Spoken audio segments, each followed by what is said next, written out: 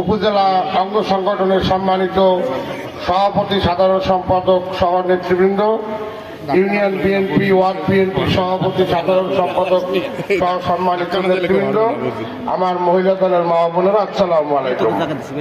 আজ আমরা এখানে দাঁড়িয়েছি দেশ নেত্রী বেগম খালেদা জিয়া, আপসীন ব্যক্তি, 3 বারের প্রধানমন্ত্রী, শহীদ রাষ্ট্রপতি জিয়াউর রহমানের সহধর্মিণী, আগামীর রাষ্ট্রনায়ক তারেক রহমানের মা, আমাদের বাংলাদেশের মা, দেশ নেত্রী বেগম খালেদা জিয়া অসুস্থ, এবার কেয়ার হাসপাতালে ভর্তি আছেন। তার জন্য আমরা দোয়া করার জন্য আসছি। ইতিমধ্যে বিভিন্ন ইউনিয়নে, বিভিন্ন ওয়ার্ডে, বিভিন্ন অঙ্গ সংগঠন, এমনকি গির্জা থেকে শুরু করে অন্যান্য ধর্মের লোকেরাও তার জন্য প্রার্থনা করেছেন। দল শুধু বিএনপি না, অন্য দলের লোকেরাও তার জন্য দোয়া করেছেন।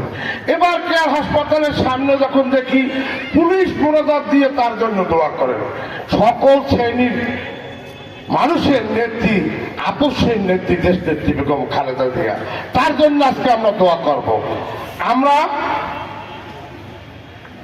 আগামী রাষ্ট্রনায়ক তারেক রহমানের জন্য আমরা দোয়া করব, শীঘ্রই যেন আমাদের দেশে ফিরে আসতে পারেন।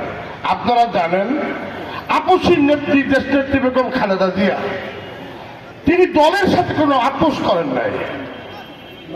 তিনি ইচ্ছা করলে বিদেশে থাকতে পারতেন। এই শেখ হাসিনার অত্যাচার, নির্যাতনে আজকে তিনি অসুস্থ, মৃত্যুর সাথে পাঞ্জা লড়ছেন। তারই সুযোগ্য সন্তান তারেক রহমান ইতিমধ্যে জানেন, এই যে আগামী জাতীয় সংসদ নির্বাচনে বাংলাদেশ জাতীয়তাবাদী দলের আপনারা যে প্রার্থী চেয়েছেন, আপনাদের সেই প্রার্থী দিয়েছেন অ্যাডভোকেট জয়নুল আবদিন সাহেবকে। আমরা একদিকে ম্যাডামের জন্য দোয়া করব, আর একদিকে অ্যাডভোকেট জয়নুল আবদিনের জন্য, ধানের শীষের জন্য আমরা মাঠে কাজ করব। তাহলে কি হবে? তাহলে ম্যাডামের যে দল, দেশ নেত্রী বেগম খালেদা জিয়ার দল, তারেক রহমানের এই আসনটি আমরা উপহার দেওয়ার জন্য আমরা মাঠে কাজ করব।